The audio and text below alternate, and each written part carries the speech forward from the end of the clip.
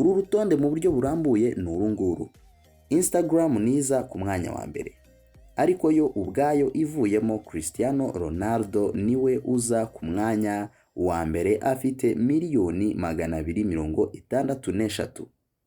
Agakurikirwa na Ariana Grande ufite miliyoni 222. Agakurikirwa na Dwayne Johnson uzwi nka The Rock ufite miliyoni 219. Hagakurikiraho Kylie Jenner. Kylie Jenner afite miliyoni 216. Hagakurikiraho Selena Gomez. Selena Gomez afite miliyoni 211. Hagakurikiraho Kim Kardashian. Kim Kardashian afite miliyoni 206. Ukurikiraho ni Lionel Messi, miliyoni 184. Hagakurikiraho Beyonce. Beyonce miliyoni 166. Hagakurikiraho Justin Bieber ufite miliyoni 163.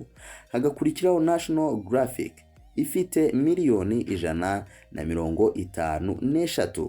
Hagakurikiraho Kendall Jenner afite miliyoni 152. Hagakurikiraho Taylor Swift. Taylor Swift afite miliyoni 148. Hagakurikiraho Neymar. Neymar afite miliyoni 147. Umuntu wa nyuma dusorezaho akaba ari Jennifer Lopez.